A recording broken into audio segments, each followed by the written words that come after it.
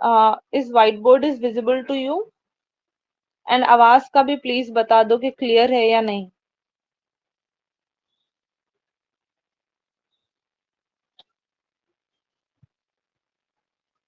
Okay good. सो जो हमारे first writer है वो है सर फिलिप सिडनी। ये हमारे फर्स्ट राइटर है। फिलिप सिडनी की स्पेलिंग्स को दो तरीके से लिखा जाता है, सर फिलिप सिडनी या फिर सर फिलिप सिडनी। ये मैं आप लोग को इसीलिए बता दे रही हूँ ताकि एग्जाम में SYD की जगह SID आए तो आप लोग को उस टाइम पर कोई कंफ्यूजन नहीं रहना, आप लोग क्लियर रहना। सो सर फिलिप सिडनी एक इंग्लिश पोएट है, स्कॉलर है, ये एक सोल्जर है और एक फेमस फिगर है एलिजाबेथन एज के। एलिजाबेथन एज टाइम पीरियड से बिलोंग करते हैं। तो इनकी एक बहुत फेमस राइटिंग है एन अपॉलजी फॉर पोएट्री।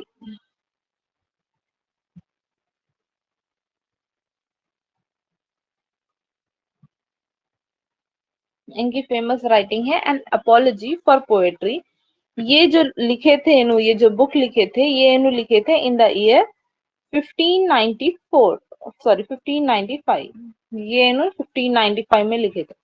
तो ये बुक लिखने का मकसद ये था कि it was an return in response to Stephen Gosson's the school of abuse. तो एक राइटर है स्टेफन गुसन्स।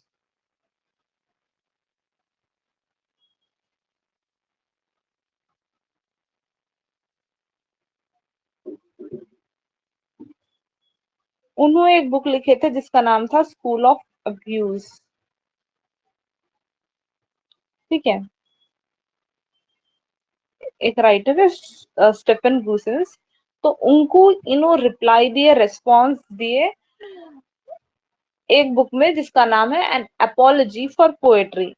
तो वो जो स्कूल ऑफ अब्यूज है उसमें जो स्टीफन गुसन्स है उन्होंने पोएट्री के बारे में कुछ नेगेटिव पॉइंट्स बताए। तो पोएट्री को डिफेंड करने, पोएट्री की साइड लेने के लिए ये एन अपोलॉजी फॉर पोएट्री लिखा गया था by sir Philip Sidney. Clear? तो एलिजाबेथन एज में क्या हुआ, पोएट्री की वैल्यू थोड़ी सी डाउन थी। तो इन्हें एक्सप्लेन करे कि poetry is a queen of monarch and use classical orientation.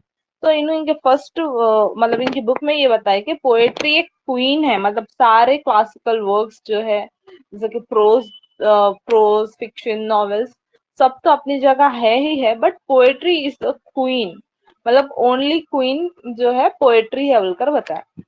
इन्हों बोला कि poet is God because he create his own world. तो इन्हों पोएट को क्या करे, सीधा गॉड बता दिए, क्योंकि पोएट अपना खुद, जैसे कि गॉड अपना एक वर्ल्ड बना है उसमें ह्यूमंस है, वैसे ही पोएट क्या करता अपना खुद का एक इमेजिनरी वर्ल्ड बना देता जिसमें बहुत सारे कैरेक्टर्स रहते हैं। ये एग्जाम्पल देने के लिए इन्हों पोएट को ऐसा गॉड बोलकर बोले। और इन्हों जो है ना प्लेटो एंड हेरोडोटस जो लिखे थे उन लोग भी पोएट्री में ही लिखे थे बोलकर बोले, मतलब लैटिन पोएट थे वो लोग, और लोग फ्यूचर पोएट्स के बारे में भी बात करे बोलकर इन्हों मतलब प्रेजेंट एरा के राइटर्स को बताना चाह रहे थे कि ग्रेट राइटर्स जैसे कि प्लेटो, होरेस लोग थे, तो वो लोग भी पोएट्री लिखे बोलकर इन्हों बता रहे। ही इज ऑल्सो सेइंग के in classical time poetry was used to get an idea about the future. Poetry is an art of imitation, as Aristotle said. So he is saying के poetry जो है बहुत सारे ऐसे past में ऐसे अच्छे अच्छे राइटर्स यूज करे थे, वो लोग फ्यूचर बताने के लिए पोएट्री यूज करे थे, मतलब पोएट्री के थ्रू लोग, पोएट्रिक वर्ड्स के थ्रू लोग फ्यूचर में ऐसा होगा बोल के प्रिडिक्शंस देते थे। जैसे कि एरिस्टोटल, तो एरिस्टोटल जो है फ्यूचर प्रिडिक्ट करते थे पोएट्री के थ्रू बोलकर सर फिलिप सिडनी बता रहे हैं। इन्हों ये सब पोएट्री के फेवर में बोल रहे, पोएट्री को डिफेंस करने के लिए बोल रहे। और इन्हों बोल रहे कि philosophy might be boring, philosophy जो है बोरिंग हो सकती, but poetry is always enjoyable, लेकिन पोएट्री हमेशा इंजॉयबल रहती।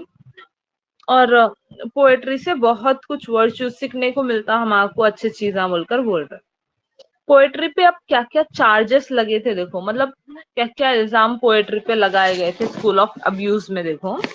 तो द स्कूल ऑफ अब्यूज में इट वाज सेड कि poetry is the waste of time, poetry is the mother of lies, it is nurse of abuse. Plato had rightly banished the poets from the ideal world. तो ये charges poetry पे लगाए गए थे। तो first of all ये बताया गया कि पोएट्री वेस्ट ऑफ टाइम है। दूसरा, poetry is the mother of life, because poetry में इतने फैसिनेटिंग चीजें, अच्छी चीजें हम बता देते तो वो झूठ है बोलकर बता रहा हूँ। उसके बाद बुराई शुरुआत ही पोएट्री से होती, बुराई की शुरुआत बोल के बता रहा। और हम जैसे कि प्रीवियस क्लास में देखे थे कि प्लाटो जो है पोएट्री को बैन करे थे, लेकिन उन्होंने सिर्फ गुड पोएट्री रखे थे, बैड पोएट्री को बैन करे थे। ऐसा नहीं था कि पूरी पोएट्री को बैन करे थे। तो वही बोल रहा है स्कूल ऑफ एब्यूज में ये बोला गया कि अच्छा होता कि प्लाटो कंप्लीटली पोएट्री कुछ बैन कर देते बोलकर बोले। तो इंग्लिश पोएट्स और पोएट्री का जो है मॉडर्न राइटर्स पे बहुत ही बैड इन्फ्लुएंस है। इंग्लिश एक एक्सप्रेसिव लैंग्वेज है बोलकर बता रहे हैं सर फिलिप सिडनी। और सर फिलिप सिडनी क्या करे, बहुत सारे थ्योरीज प्लाटो, एरिस्टोटल और हॉरेस के क्रिटिसिज्म से कॉपी करे थे। So we are done with sir Philip Sidney. Clear है इनके बारे में सबको? किसी को कुछ डाउट है तो ask me now.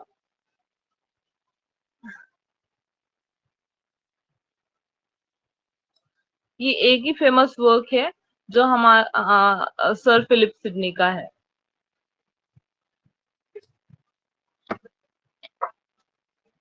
In poetry को कैसा डिफेंस करें, इसी के बारे में था इनके।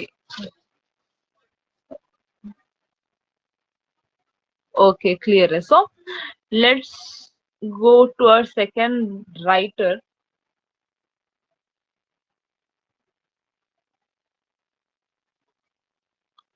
Who is John Dryden. पहले भी पढ़े जॉन ड्राइडन के बारे में बहुत बार। Why he said negative about poetry, criticism के बारे में हम पढ़े थे। तो क्रिटिसिज्म में क्या होता है, कोई भी चीज, कोई भी राइटर, कोई भी पर्सन क्या करते, वो चीज पढ़ते और उसको क्रिटिसाइज करते। और पोएट्री के बारे में नेगेटिव बोलने के रीजंस ये थे कि पोएट्री बहुत ही फैसिनेटिंग दिखती थी उनको। सर फिलिप सिडनी, तो सर फिलिप सिडनी जो है पोएट्री की साइड लिए, उन्होंने नेगेटिव नहीं बोले, लेकिन जो स्टेफन गूस थे उन्होंने नेगेटिव बोले थे। उन्होंने नेगेटिव क्यों बोले थे, मतलब उनको पोएट्री ऐसा दिखता था कि पोएट्री सारे झूठों की जड़ पोएट्री है। पोएट्री रियल लाइफ हार्श चीजा नहीं पोर्ट्रे करती, मतलब अच्छे अच्छे चीजा, अच्छे अच्छे चीजा बताती पोएट्री, जहां से ही बुराई की शुरुआत होती। बिकॉज इंसान क्या करता, एक इमेजिनेशन में चले जाता, रियल लाइफ से दूर चले जाता, ऐसा उन्होंने बोले। Okay, so coming towards the second writer who is John Dryden. तो जॉन ड्राइडन को father of English literary criticism कहा गया है। John Dryden was called as father of English literary criticism.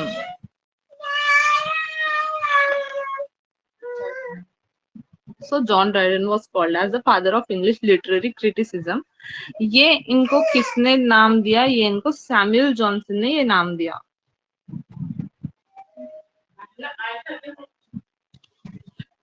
Please wait a minute, I will be back.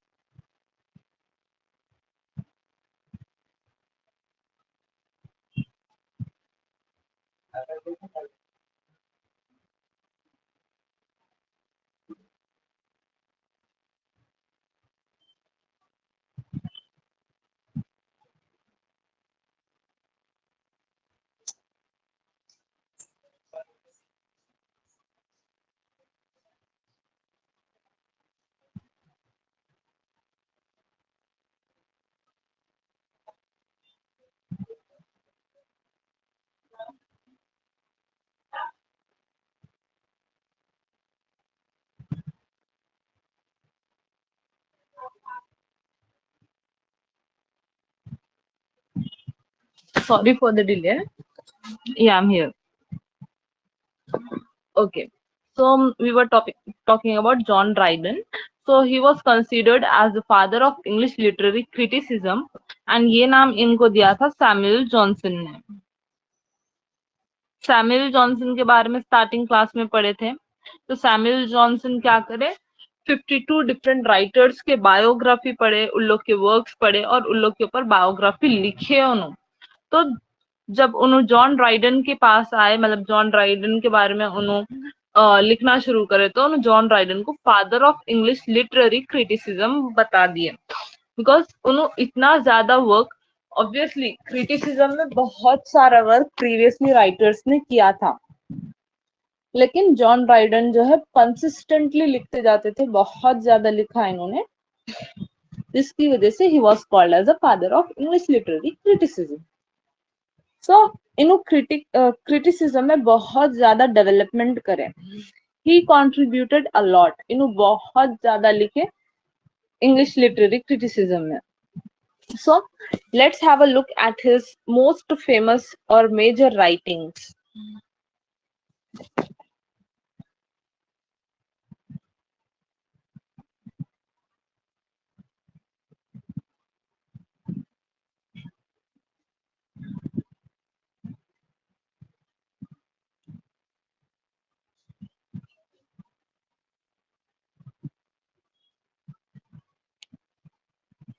तो इनकी first famous writing जिसके बारे में आज हम बात कर रहे हैं, वो है एसे ऑफ ड्रामेटिक पोएसिस, जो कि लिखी गई थी 1666 में और 2 साल बाद ये पब्लिश की गई। Okay, actually it was written in the year 1666 और 1668 में पब्लिश की गई। सी, मैं एक बात आप लोग को बताना चाह रही हूँ बिफोर वी मूव फॉरवर्ड। जितने भी राइटर्स के बारे में हम अभी पढ़ रहे हैं ये टॉपिक में, इस टॉपिक में जितने भी राइटर्स और राइटिंग्स ईयर्स, उन लोग के जो फेमस बुक्स के साथ जो ईयर्स मेंशन करूंगी मैं, वो सब आप लोग को अभी तक का तो उतना क्रूशियल नहीं था, लेकिन अभी ये टॉपिक के हिसाब से आपको सबके ईयर्स याद रहना जरूरी है, because they may ask you about the years, like कौन सी बुक कब पब्लिश हुई थी। We are on the topic 1C, that is English literary criticism from Philip Sidney to Matthew Arnold. तो यहाँ पर इन लोग के जो राइटिंग्स है, वो जो बुक्स लिखे हैं उन लोग के जो मेजर राइटिंग्स है और उसके जो ईयर्स है, वो दोनों आप लोग को याद रखना जरूरी है। So in this book he focused on drama. तो इन्हों ये ऐसे ऑफ ड्रामेटिक पोएसिस जो लिखे थे, इसमें इन्हों क्या करे, ड्रामा पे फोकस करे। He learn to write well और not to write at all.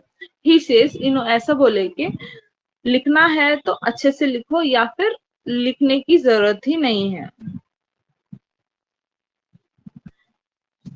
ऐसा ही नरेटेड, जो मैं कोटेशन में बुक में नोट्स में लिखी। हाँ, और एक चीज इंपॉर्टेंट है, जो जो बुक कोटेशंस में, जो जो लाइंस बुक में कोटेशंस में लिखे हुए हैं, वो लाइंस भी आपको दे सकता है। जैसे कि अभी जो मैं एक लाइन बोली, लर्न टू राइट वेल और not to write at all, तो आपको ये लाइन क्वेश्चन में दे सकता, learn to write well and not to write at all. दे के क्या पूछ सकता, कुछ राइटर्स के नाम दे सकता, जैसे John Dryden, sir Philip Sidney, Samuel Johnson, ऐसे कुछ राइटर्स के नाम देके आपको बोलता कि ये लाइन कौन से राइटर ने कही थी।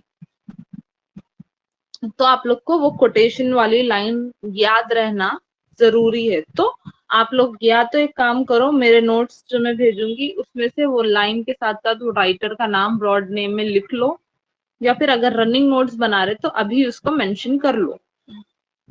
क्लियर? सो ही सेज कि लर्न टू राइट वेल और not to write at all. या तो लिखना है तो अच्छे से लिखो या फिर लिखने की जरूरत नहीं है। ये कौन बोले? जॉन ड्राइडन बोले अबाउट द ड्रामा। तो a thing well said will be wit in all languages. कोई भी अच्छी चीज अगर बोली जाएगी तो वो सब लैंग्वेजेस के लिए हेल्पफुल होगी बोलकर एसआईनू बताया। तो बेन जॉनसन, फिलिप सिडनी जो है क्रिटिसिज्म के बारे में बात तो करे बोलकर, ये कौन बोल रहे? सैमुअल जॉनसन बोल रहे कि Ben Johnson, sir Philip Sidney, ये लोग क्रिटिसिज्म के बारे में बात करे, लेकिन एज अ राइटर जो प्रिंसिपल्स, मेरिट्स और कंपोजिशन बताए वो थे जॉन ड्राइडन। ओके,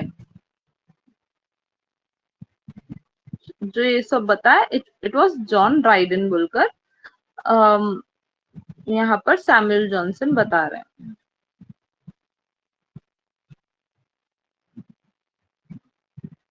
ओके, इन्हों क्या करे? प्रिंसिपल्स, मेरिट्स एंड कंपोजिशन बताए ड्रामा के और क्रिटिसिज्म के। So Greek Roman critics inspired, he was not so stick about the rules. तो इन्हों जो है ग्रीक रोमन क्रिटिक्स से इंस्पायर हुए हुए थे और इन्हों इतने रूल्स के स्ट्रिक्ट नहीं थे, लाइक पर्टिकुलरली ये रूल्स फॉलो करना, ये रूल्स फॉलो करना, ऐसा इन्हों नहीं बोले। He wrote essay on dramatic poesy in French। तो ये जो essay और dramatic poesy जो इन्होंने लिखे हैं, ये इन्हों फ्रेंच लैंग्वेज में लिखे थे। ओके,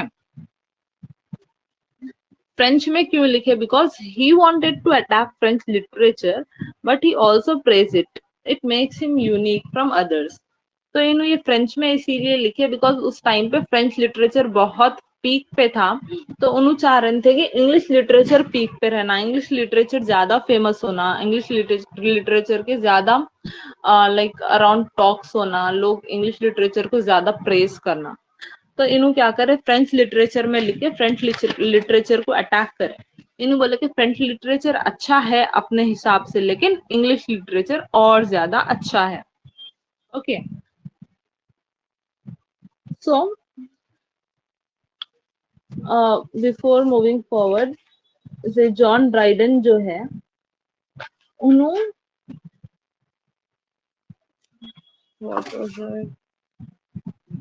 या उन्होंने जो है ड्राइडेंस एसे ऑन ड्रामेटिक पोएसी, ये जो ड्रामेटिक पोएसी है उसमें आगे बढ़ते हुए एक स्टोरी बोले, उन्होंने एक इमेजिनरी स्टोरी बोले, ऐसा रिप्रेजेंट करे के चार लोग एक बोट में बैठे हुए हैं। ओके, सो इन्होंने बोले कि चार लोग एक बोट में बैठे हुए हैं। वो चार लोग चार कैरेक्टर हैं इनकी राइटिंग के। तो चार कैरेक्टर हैं जो एक बोट में ट्रैवल कर रहे हैं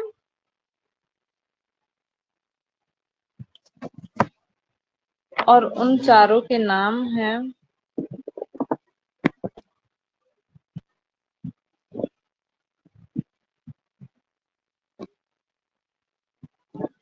इग्निस, क्राइट्स, लिसिडियस,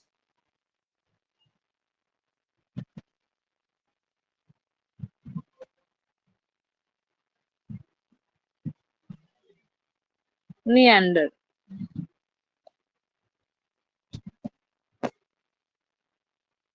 तो ये चार वो चार लोगों के नाम है जो बोट में बैठे हुए थे। ये चारों जो है एक एक राइटर है, एक्चुअल में ये चारों एक एक राइटर है। और जॉन ड्राइडन चुप ऐसा एक फिक्शनली ड्रामा बनाए इन लोग के बारे में। तो जो इग्नेस है वो है लॉर्ड मैं इन लोग के नाम मेंशन कर दूंगी।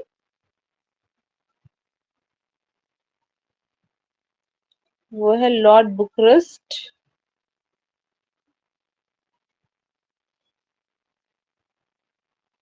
First one.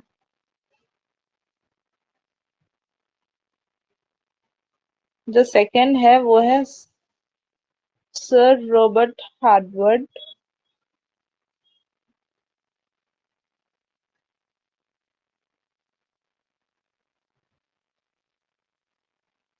जो थर्ड है वो है Charles Siddeley.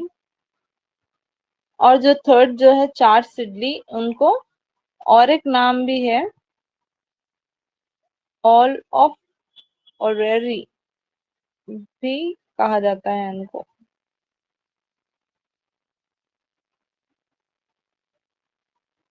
And fourth John Dryden है, जिसके बारे में हम अभी बात कर रहे हैं। तो जो फर्स्ट है इग्नेस, वो एक्चुअल में जो है लॉर्ड बकरेस्ट है। जो क्राइट्स है वो है सर रॉबर्ट हर्टबर्ट। जो लिसीडियस है वो है चार्ल्स सिडली। और जो नियंडर है वो है जॉन ड्राइडन। तो क्या होता अगर राइटर कोई चीज के बारे में अटैक कर रहे हैं तो उन्होंने डायरेक्टली उन लोग के नाम नहीं ले सकते। तो उन्होंने क्या करे, ऐसा चुप इन लोग को कुछ और नाम दे दिए, जैसे कि सर रॉबर्ट को क्राइट्स का नाम दे दिए, नेम्स चेंज कर दिए, बट एक्चुअल में वो लोग ये है। तो जो इग्नेस है उन्होंने सपोर्ट कर रहे हैं मॉडर्न ड्रामा को।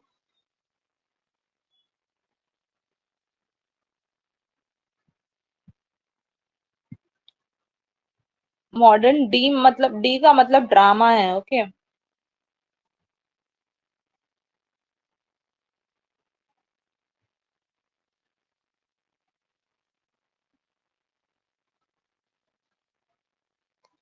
तो मैं इन लोग के नेम्स के बाजू ये मेंशन कर दी। जो इग्नेस है वो मॉडर्न ड्रामा, जो क्राइट्स है वो एशियन ड्रामा, जो लिसिडियस है वो फ्रेंच ड्रामा, और जो नियंडर हमारे जो राइटर है उन्होंने इंग्लिश ड्रामा को सपोर्ट कर रहे थे।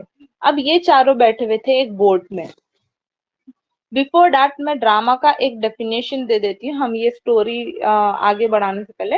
What is drama? देखो, ड्रामा एक प्ले होता, it is a work, it is a written work जो लिख के बताया जाता है। It is a written work that tells a story through action and speech, and it is mean to be acted on a stage. तो ये first of all, तो drama अगर कोई हो रहा तो पहले वो लिखा जाता ड्रामा, उसके बाद उसकी स्टोरी एक्शन और स्पीच के थ्रू बताई जाती एक स्टेज के ऊपर, okay. That is drama. So इनके टाइम पे क्या हुआ, at that time sexuality, extra marital affairs, ये सब चीजें बहुत ही ज्यादा चल रहे थे। वर्ल्ड वार के इफेक्ट्स भी हो गए थे ड्रामा के ऊपर। तो ड्रामा का एक न्यू टाइप आया, उसको एब्सर्ड ड्रामा बोलकर बोलते हैं। और इन्हों क्या बोले, कोटेशंस में है अगेन ये बात, drama is the mirror of society. तो अगर आप लोग को एग्जाम में ये पूछ रहा कि who said drama is the mirror of society, तो the correct option for that is John Dryden. तो जॉन ड्राइडन बोले कि ड्रामा एक सोसाइटी का आईना है, it is a mirror of society. जो भी करंटली अभी हो रहा वही ड्रामा में दिखाया जाता। तो जो सोसाइटी की उस टाइम पे जो फेस चल रहा, जो भी चीजें उस टाइम पे सोसाइटी फेस कर रही, वो अगर जानना है तो उस टाइम का अगर हम ड्रामा देख लिए तो हमको समझ में आ जाता कि उस टाइम पे वो एज में क्या चलता था, ओके। समझ में आ गया ड्रामा का डेफिनेशन। सो हम will go to the boat. अब वो बोट पर क्या हुआ देखो, वो बोट पर हो गई आर्ग्यूमेंट। किसकी किसकी हो गई, फर्स्ट आर्ग्यूमेंट हुई। आर्ग्यूमेंट हम कह सकते हैं, फिर हम बोल सकते हैं कि अभी चार लोग एक बोट में बैठ कर जा रहे, तो वो लोग खामोशी से तो नहीं जाएंगे, वो लोग कुछ ना कुछ कन्वर्सेशन करेंगे, कुछ बात करेंगे एक दूसरे से। तो यहाँ भी ऐसे ही हुआ। जो क्राइट्स थे, मतलब एशियन ड्रामा, उन्हों बात करें इग्नेस से, मॉडर्न ड्रामा से। तो फर्स्ट क्राइट्स बात छेड़ते हैं। क्राइट्स कहते हैं कि मॉडर्न राइटर्स क्या करते हैं, क्राइट्स एशियंट है, तो उन्होंने मॉडर्न राइटर से बात कर रहे हैं, रिफर कर रहे हैं, उन्होंने बोल रहे हैं मॉडर्न राइटर्स जो है सिर्फ पुराने जो एशियन राइटर्स है उन लोग को कॉपी करते और कुछ भी उनका खुद का नहीं लिखते। और ये बोल रहे कि उन्होंने एशियन राइटर्स जो है उन लोग की राइटिंग्स को इतना अच्छे से लिखे थे, तो मॉडर्न राइटर्स क्या कर रहे हैं, खाली कॉपी कर रहे हैं, कुछ भी खुद से नहीं लिख रहे हैं, सिंपली जो पहले लिखा हुआ है वही चीजों को कॉपी कर रहे हैं बोल के क्राइट्स बोल देते। तो अब वो सुन के मॉडर्न ड्रामा थोड़ी खामोश बैठता, तो इग्नस उनके रिप्लाई में उन्हें ये बोलते कि एशियन राइटर्स के जो भी राइटिंग्स है उसको मॉडर्न ड्रामा वाले अच्छे से और इम्प्रूव कर रहे हैं, उसको ऐसा ब्लाइंडली फॉलो नहीं कर रहे हो लोग। एशियन ड्रामा बहुत ही डल हुआ करता था, वीक हुआ करता था, और एकदम लेंथी डायलॉग्स हुआ करते थे उसके। ओके, तो ये जो है रिप्लाई दे रहे हैं नो क्राइड्स को।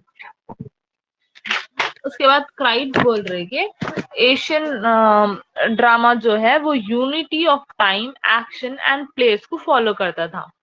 अब unity of time, action and place क्या है, मैं ये पेज से मूव नहीं हो रही हूँ बिकॉज आप लोग कंफ्यूज नहीं होना। अगर आप लोग कंफ्यूज नहीं होते बोले तो फिर मैं नेक्स्ट पेज पे दूसरी चीजें लिखती हूँ जो आप लोग के लिए हेल्पफुल ही होंगी ऑब्वियसली।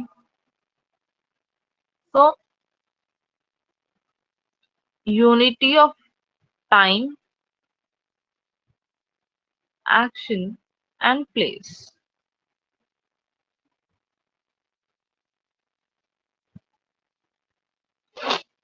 तो unity of time, action and place क्या है, देखो जो एशियन ड्रामा था वो unity of time, action and place follow करता था, Asian drama. Unity of time मतलब एक 24 आवर्स के टाइम में ड्रामा खत्म हो जाता था। यूनिटी ऑफ एक्शन मतलब एक सिंगल स्टोरी, एक सिंगल पर्सन की स्टोरी ही लिखी जाती थी। एंड यूनिटी ऑफ प्लेस मतलब अब सपोज ड्रामा स्टार्ट हुआ इंग्लैंड में, तो वो एंड भी इंग्लैंड में ही होता था। तो ये एशियंट राइटर्स जो है ये फॉलो करते थे unity of time, action and place बोलकर क्राइड्स बोल रहे हैं। तो इग्नस अब उनके रिप्लाई में, जो इग्नस है मॉडर्न ड्रामा, उन लोगों को रिप्लाई में क्या बोल रहे हैं, एशियन टाइम में जो है जो अच्छे राइटर्स थे उन लोग को अप्रिसिएशन ही नहीं मिला, और जो राइटर्स अच्छा नहीं लिखे उन लोग का कुछ क्रिटिसिज्म भी नहीं हुआ, जो कि अभी हो रहा हमारे टाइम में, मॉडर्न टाइम में क्रिटिसिज्म हो रहा। एशियन टाइम में ऐसा नहीं होता था और अप्रिसिएट भी नहीं करते थे अच्छा लिखे तो कोई बोल के। ऐसा इग्नस जो है क्राइड्स को बोल रहे हैं। और इग्नस कंटिन्यू कर रहे हैं, they have not shown, ancient writers बहुत अच्छा लिखे होंगे, उन्होंने एग्री कर रहे हैं, लेकिन उन लोग जो है सबसे अच्छा इमोशन जो है उसके बारे में तो लिखे ही नहीं, जो है लव। तो एशियंट राइटर्स लव के बारे में लिखे ही नहीं बोल के इग्नस जो है क्राइड्स को बोल रहे हैं। They have not created anything new, उन लोग कुछ भी न्यू नहीं लिखे, वही ओल्ड लेंथी डायलॉग्स वगैरह लिखते थे। तो हेंस मॉडर्न राइटर्स जो है कई सारे नए काम कर रहे हैं बोलकर इग्नस अपनी बात खत्म कर देते। तो यहाँ पर जो है एशियंट और मॉडर्न दोनों की बात खत्म हो जाती। उसके बाद नेक्स्ट कौन बैठे हुए ऑर्शिप में, लिसीडियस एंड नियंडर, मतलब फ्रेंच ड्रामा और इंग्लिश ड्रामा। अब जो हमारे राइटर है नियंडर, जॉन ड्राइडन, उन्होंने तो सपोर्ट में है इंग्लिश ड्रामा के। तो लेट्स सी कि अब इन दोनों के बीच में क्या कन्वर्सेशन होती है। तो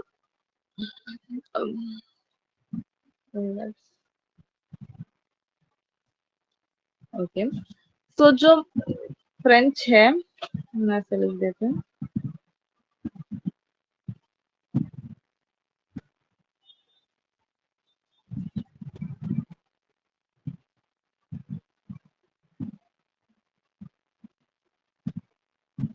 जो फ्रेंच है लिसीडियस,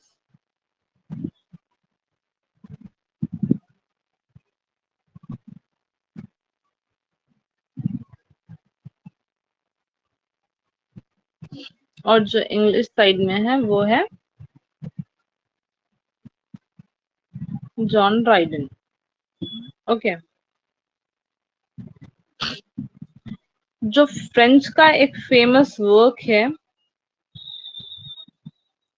वो है पेरिकॉर्नल, ये एक फ्रेंच का फेमस वर्क है, फ्रेंच ड्रामा का। और जो इंग्लिश ड्रामा का फेमस वर्क है वो एलिजाबेथन एज में लिखे गए थे,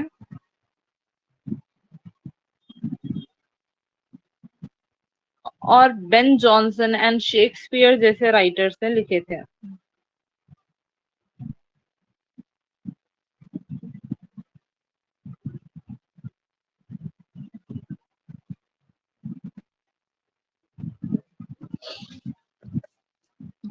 सो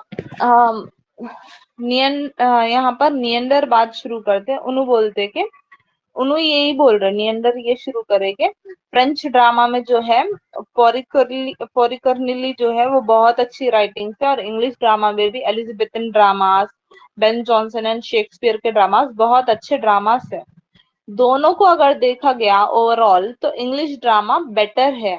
इंग्लिश ड्रामा जो है रियलिटी सोसाइटी को बताता, और फ्रेंच ड्रामा जो है आर्टिफिशियल है, उसमें सोसाइटी को कहीं भी दिखाया नहीं जा रहा बोलकर नियंडर बता रहे ये लिसिडियस को। सो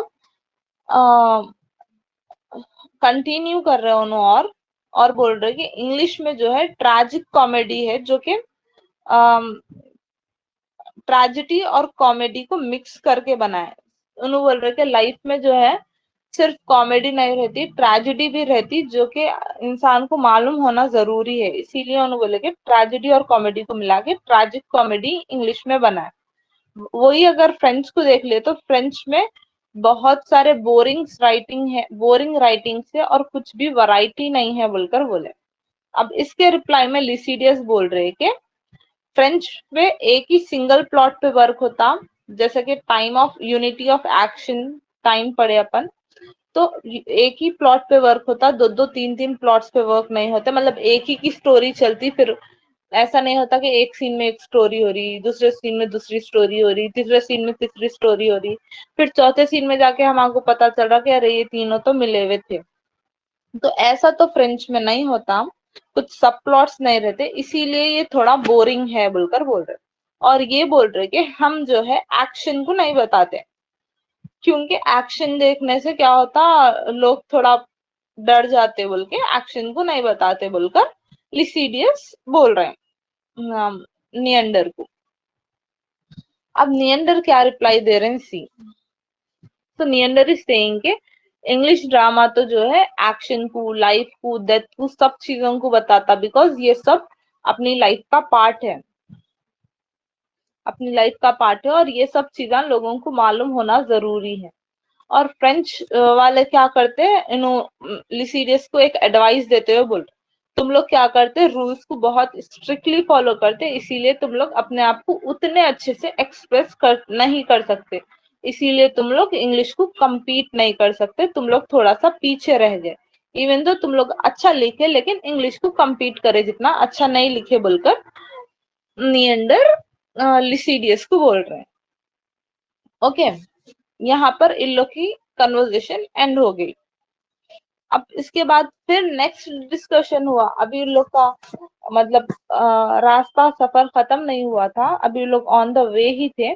तो उन लोग फिर बात करें rhyme verse and blank verse की। मतलब पोएट्री में दो किस्म से लिखा जाता, फर्स्ट तो होती राइमिंग, दूसरा होता ब्लैंक वर्स। राइमिंग तो आप लोग को सबको पता है, ब्लैंक वर्स क्या होता मैं बता देती हूँ आप लोग को। ब्लैंक वर्स मतलब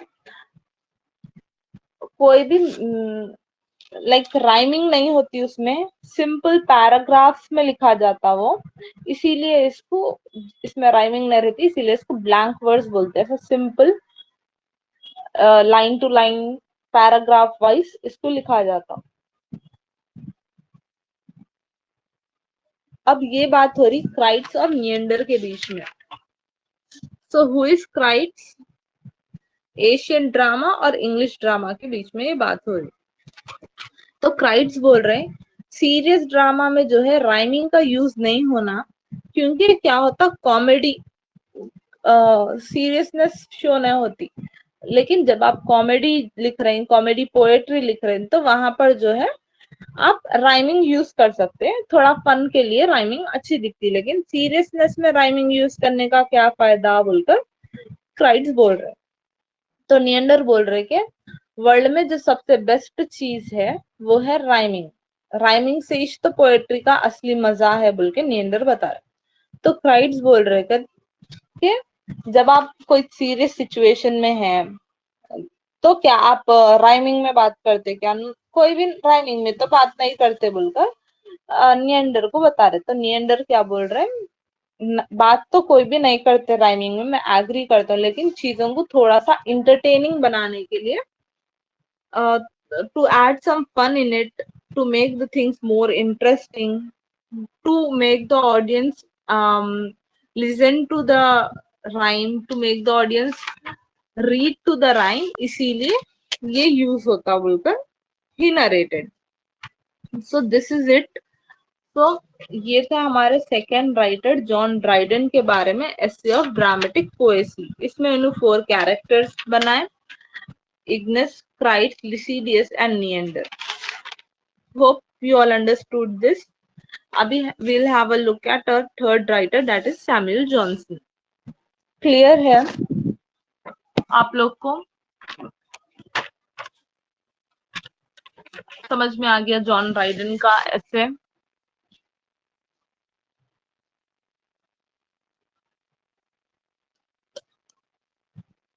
पूरे 6 राइटर्स के बारे में एक क्लास में पढ़ना पॉसिबल तो है, लेकिन कंफ्यूजन हो जाता है, इसीलिए I have divided them into 3 and 3. आज 3 के बारे में कंप्लीट कर लेंगे, फिर कल 3 के बारे में पढ़ेंगे.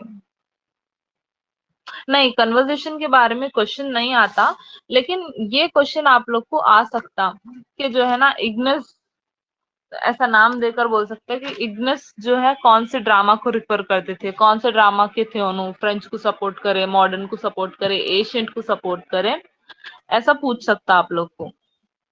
तो इग्नस मॉडर्न ड्रामा को सपोर्ट करे. लिसिडियस का नाम देके पूछ सकता, या फिर निएंडर जो जॉन ड्राइडन थे, ऐसा पूछ सकते क्वेश्चंस आप लोग से. तो दूसरी बात ये कि जो नरेशंस कोटेशंस में ऐसे करके जो मैं बुक में लिखी, वो सब लाइंस कौन से राइटर्स की है वो आप लोग को याद रखना बहुत जरूरी है, क्योंकि वो लाइंस देके कौन से राइटर की लाइन है बोलकर ऐसा क्वेश्चंस दे सकता आप लोग को. ऑलरेडी ऐसे क्वेश्चंस पूछ चुका है एग्जाम में. सो थर्ड हम बात कर रहे हैं सैमुअल जॉनसन की. पढ़े थे पहले इनके बारे में अपन. I want you to answer कि सैमुअल जॉनसन के बारे में क्या पढ़े थे, फेमस थिंग क्या याद है आपको इनके बारे में, बिकॉज ऑलरेडी हम प्रीवियसली इनके बारे में 2-3 बार बात कर चुके हैं. Before Oxford dictionary he wrote biography. Yes yes yes, right. तो मतलब याद है आप लोग को. अच्छा दिखा, खुशी हुई मेरे को सुन के. सो सैमुअल जॉनसन जो है, he was born in the year 1709 and he died in the year 1784.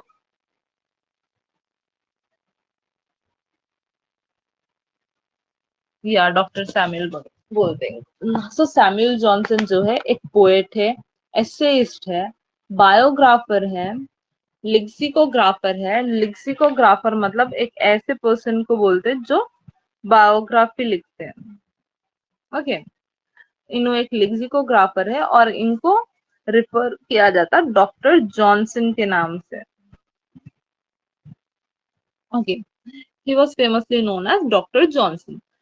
So he studied about 52 writers and wrote their biography. तो इन्हों 52 राइटर्स के बायोग्राफीज लिखे, इन्हों प्ले राइट्स लिखे, एस्से लिखे, मोरलिस्ट थे, क्रिटिक थे और बायोग्राफर भी थे.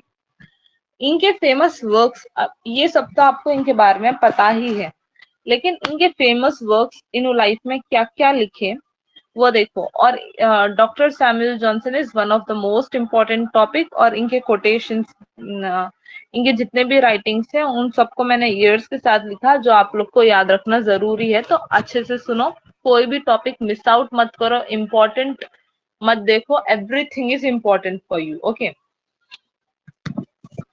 तो इनके मेजर वर्क्स देखेंगे हम. Life of mister Richard savage, ये इन्होंने 1744 में लिखी थी.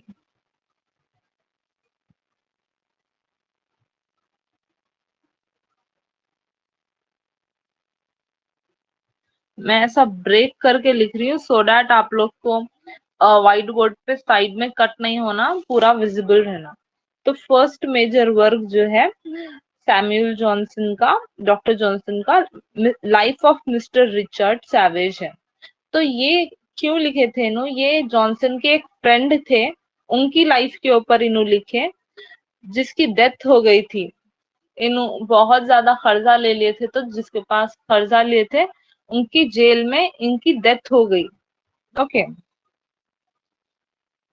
नेक्स्ट जो राइटिंग लिखे इन्हों, उसका नाम है द रैम्बलर। तो द रैम्बलर जो है पीरियडिकली पब्लिश हुई। पीरियडिकली पब्लिश क्या रहता है, देखो फर्स्ट ऑफ ऑल एक चीज रहती है कि आप पूरी बुक लिख रहे हैं, आप उसको पब्लिशर को दे रहे हो और वो पूरी बुक पब्लिश हो गई।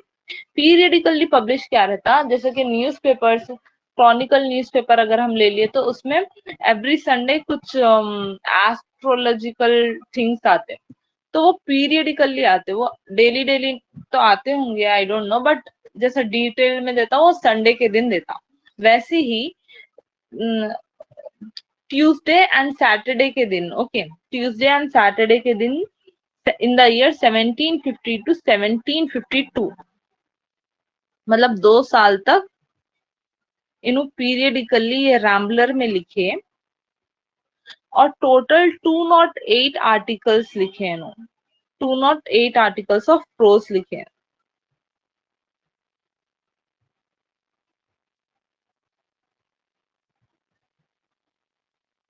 पीरियडिकली, 208 आर्टिकल ऑफ प्रोज लिखे हैं। तो पीरियडिकली ये 208 आर्टिकल ऑफ प्रोज लिखे, एंड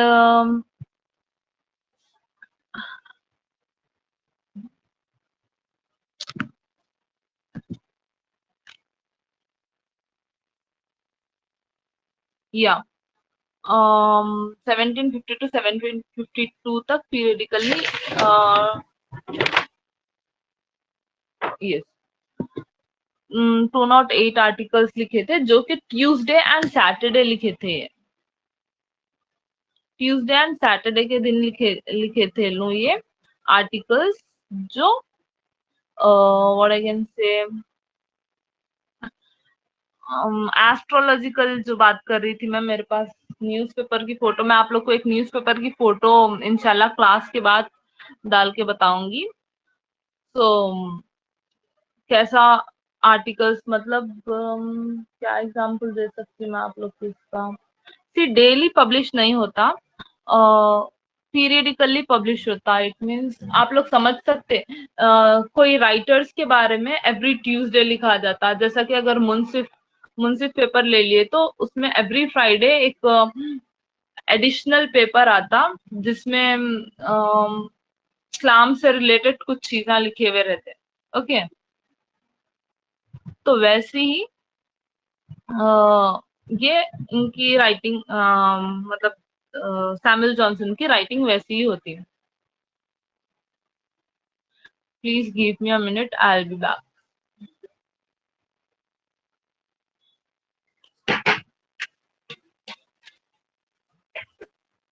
नहीं मामा,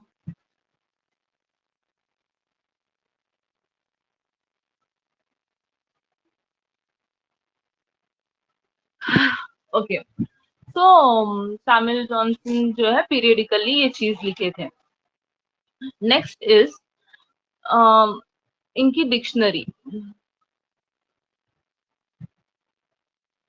तो periodically no 208 article of prose लिखे, ये मैं आप लोग को व्हाट्सएप पे बताती हूँ कि पीरियडिकली कैसा लिखा जाता, मतलब रेगुलरली नहीं लिखा जाता, एक साथ बैठ के नहीं लिखते, लेकिन इसको गैप्स देकर लिखते, पीरियडिकल गैप्स देकर लिखते।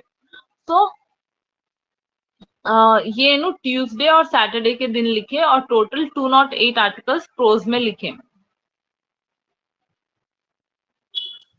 Next is dictionary. ये आप लोग को ऑलरेडी मालूम है कि डिक्शनरी लिखे थे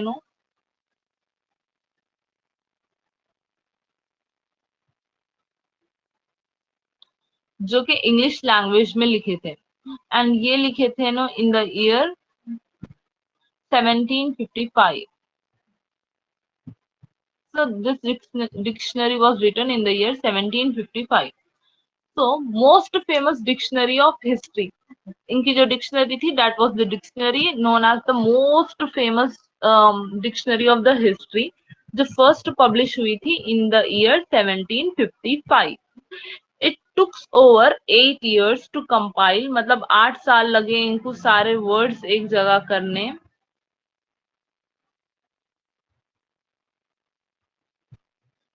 8 years इनको लगे और सिक्स हेल्पर्स, 6 लोग की हेल्प के थ्रू इन्हों ये बुक लिखे थे. और ये डिक्शनरी में 40,000 वर्ड्स थे.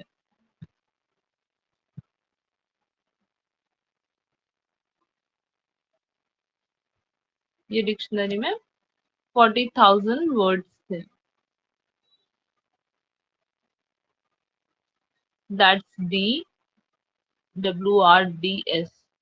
तो ये डिक्शनरी जो सैमुअल जॉनसन लिखे, that was the English language dictionary and it was the most famous dictionary in the history of English, जो कि 1755 में पब्लिश हुई थी. And it took 8 years for him to compile it and it took 6 helpers. इनकी dictionary में 40,000 words थे. Clear. Next famous writing हम इनकी देखेंगे, दैट इज द आइडलर.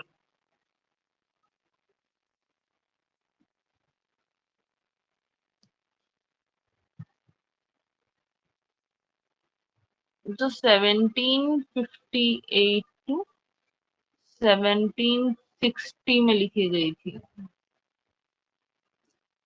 तो ये भी एक पीरियोडिकल राइटिंग थी, मतलब रेगुलरली एक साथ बैठ के नहीं लिखा गया था इसको, बट वीकली कह सकते हैं हम, या फिर किसी भी तरह का तरीके से, मतलब एक साथ पब्लिश नहीं हुई थी, थोड़ा थोड़ा सा. जैसा कि पैम्पलेट नहीं, आर्टिकल्स, या articles is the right word for it. यही सोच रही थी कि मैं कौन सा वर्ड है जब से.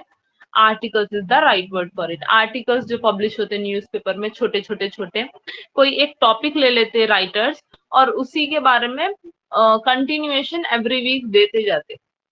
सो जो मुंसिफ पेपर का भी मैं बात कर रही थी, उसमें एक आर्टिकल आता एवरी फ्राइडे एडिशनल में, मैंने इस्लाम क्यों कबूल किया, उसका हेडिंग रहती.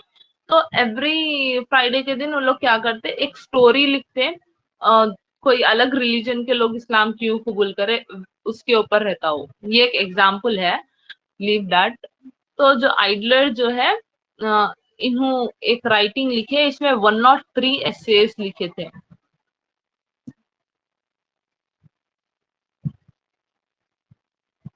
इसमें 103 एसेस लिखे जॉनसन.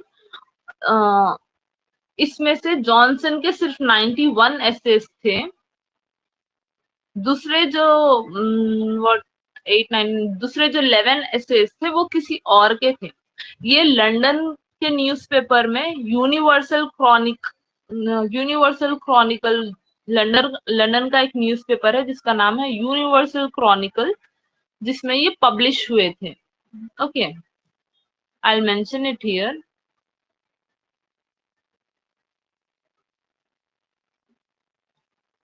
तो यूनिवर्सल क्रॉनिकल में पब्लिश हुए थे.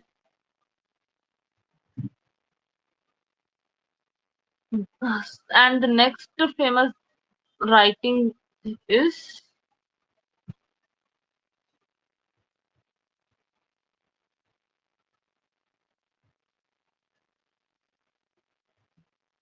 the history of Rasselas.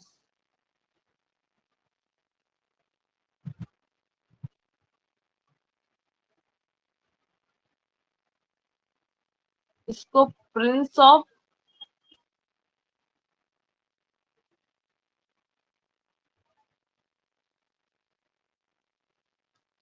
So the next famous writing of his is the history of Rasselas, which is also known as the Prince of Abyssinia, and it is written in the year 1763. And it is written in the year 1763. And this was the name of this book was originally titled as The Choice of Life, and he wrote the piece in only a week. ये जो piece था, he wrote it only a week because his mother died at that time and he has to pay for the mother's funeral. So he have to get some money. That's why he wrote this piece in an emergency, and he completed it in the time period of a week only. Okay, clear? We'll move forward. Another famous writing is Lives of the Most Eminent Poet.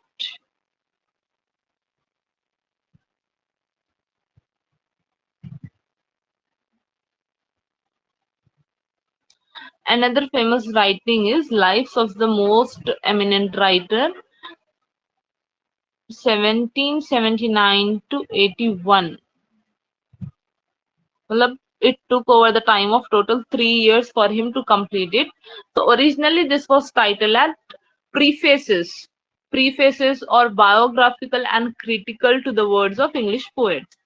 So in this, he wrote about 25 writers, their biographies, what are their famous works, where did they belong from, what did they wrote, and everything about them. So the first name in his list of 52 writers is Abraham Cowley. Clear? किसी को कुछ doubt है? अभी इसके बाद और एक famous writing है इनकी जिसके बारे में हमको बात करना है. आई नो टाइम हो गया but give me some time so that will complete this topic today. So prefaces to Shakespeare, इनकी जो नेक्स्ट राइटिंग है ये lives of most eminent poets में he wrote about the biographies of 52 poets. Next is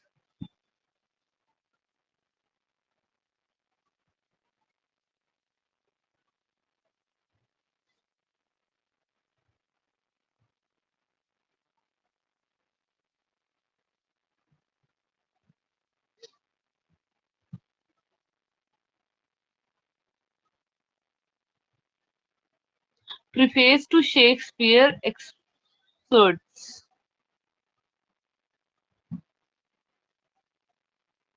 Preface to Shakespeare excerpts.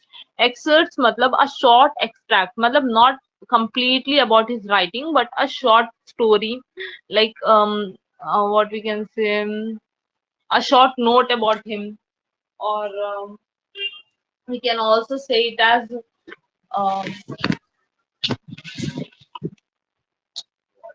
a short conclusion about his writing. So what he says about Shakespeare is, he says Shakespeare is above all the writers. So he says Shakespeare is about all the writers, at least above all the modern writers. So he says that Shakespeare is very good. He is good among all the writers, and again he is mentioning at least the modern writers. He is good than the modern writers, as he wanted to say. So he's also saying that the Shakespeare is the poet of nature. He's saying that Shakespeare is the poet of nature, and continuing, he says that the poet that holds up to his readers are faithful. He is very faithful in writing. बोलकर Samuel Johnson is saying about Shakespeare. Yeah. तो Samuel Johnson is saying कि जो Shakespeare जो है he is very loyal to his writers, and he is saying कि nature से यहाँ पर the meaning nature here is, Johnson is praising Shakespeare.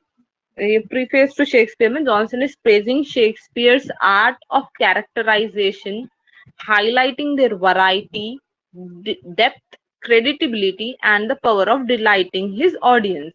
So he is praising the Shakespeare, that how he is using the characters, how he is highlighting their variety of dramas, variety of writings, how deeply he is understanding the topic, how incredibly, how nicely he is writing, and how he is attracting his audience. All these things are said by Samuel Johnson about Shakespeare. He's also saying here about Shakespeare plays. He says that Shakespeare plays are um, of tragedy and comedy. Both compositions are of a distinct kind, exhibiting the real state of sublunary nature, which practice of good and evil, joy and sorrow, mingled with endless variety. He's saying that Shakespeare dramas are of endless varieties, and he does not mix up, like he does not write in tragic comedy. He write about both the things, which is very helpful for them to understand, and it is very enjoyable. Shakespeare gives a real meaning to life.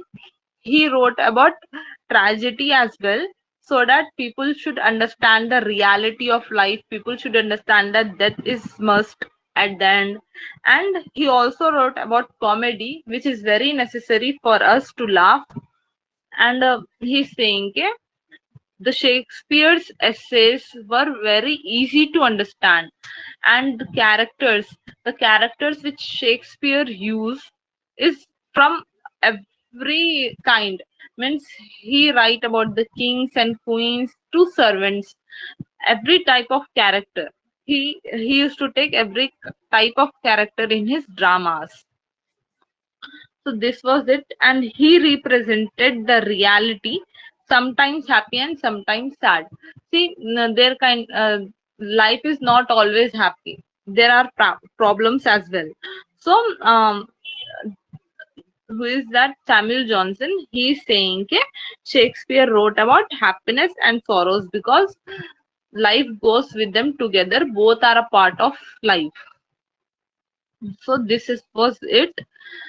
Today we have learned about three writers: Sir Philip Sidney, Samuel Johnson, and John Dryden. Tomorrow we are going to learn about another three writers, that is S.T. Coleridge, Matthew Arnold, and P.B. Shelley. And there is no test for today. After completing tomorrow's class, I will put on the test. Clear? Do you have any doubts? Please ask me now only.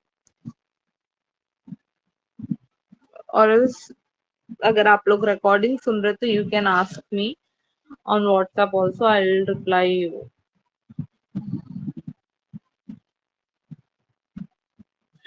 So this was the request of Zaisha, and someone said आपका video start हो गया ma'am. Oh, video on है? I don't know. Okay. और कोई बोल रहा है कि madam please can you explain in English. So that's why last के 2 टॉपिक्स इंग्लिश में एक्सप्लेनेशन था. नहीं, टोटल 6 राइटर्स है. सिलेबस के हिसाब से 6 राइटर्स है. जो दूसरे अलग से राइटर्स के बारे में हम पढ़े, वो हम अपनी नॉलेज के लिए पढ़ लिए. सो दैट देखो, जैसा कि आज हम बात करें तो हमारे पास बार बार एरिस्टोटल, प्लेटो का नाम आया, तो हम क्या समझेंगे उनके बारे में जब हमको उनके बारे में पता ही नहीं है. तो दैट्स वाई हम उनके बारे में थोड़ा सा नॉलेज गैदर करे थे. देखो, इंग्लिश में एक्सप्लेनेशन कर सकती हूँ मैं, बिकॉज नोट्स मैं ऑलरेडी इजी इंग्लिश में बना रही हूँ. तो मैं सिर्फ मेरे नोट्स रीड आउट कर ली स्लोली में, तब भी एक्सप्लेनेशन हो जाता. The reason why I am using it bilingual language, मतलब याद रहता जब इस अपने को याद रहता जब अपन अपने मदर टंग में कुछ सीखते, कुछ समझते. So अगर majority of you wants me to explain in English, then I don't have any problem.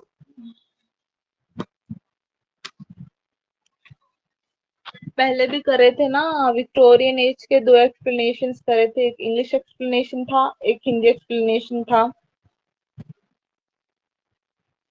या बाइलिंगुअल का मीनिंग यही है, बिकॉज मैं अगर लेक्चर नहीं डिलीवर करके आपको नोट्स भी दे दी, then you will be able to understand it, because it is in very simple language. जो वर्ड्स, जो डेफिनेशंस यूज कर रही हूँ मैं, वो बहुत सिंपल है. नोट्स पढ़े तो आप लोग को समझ में आ जाते हैं.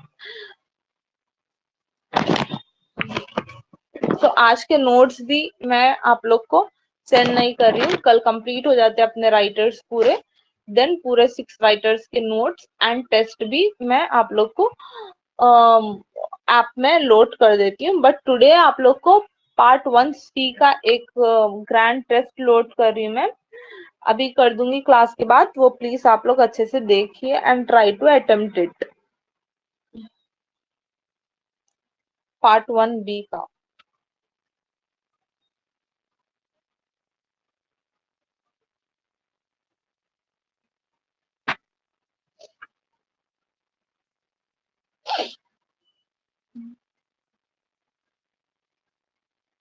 Okay.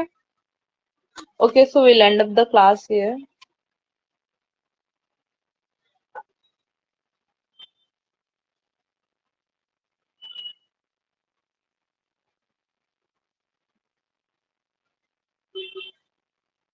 Ethnic means, okay, कौन है ये?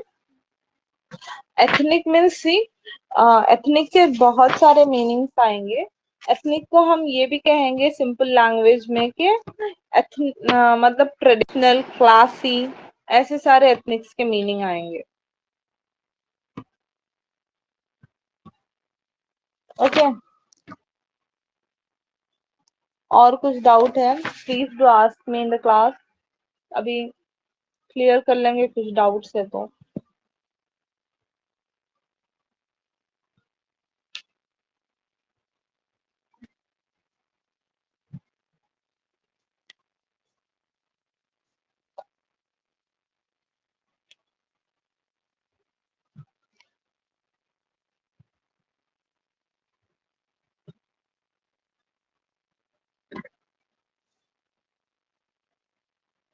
Okay, so we'll end up the class here. Thank you all for giving your precious time. I hope आप लोगों को क्लास समझ में आई होगी। क्लास का रिव्यू ग्रुप में दे दो, सो दैट अगर कुछ है बेटर मैं कर सकती हूँ मेरी तरफ से तो आई ट्राई माई बेस्ट। और अगर आप लोग चाह रहे कि इंग्लिश में लेक्चर डिलीवर होना तो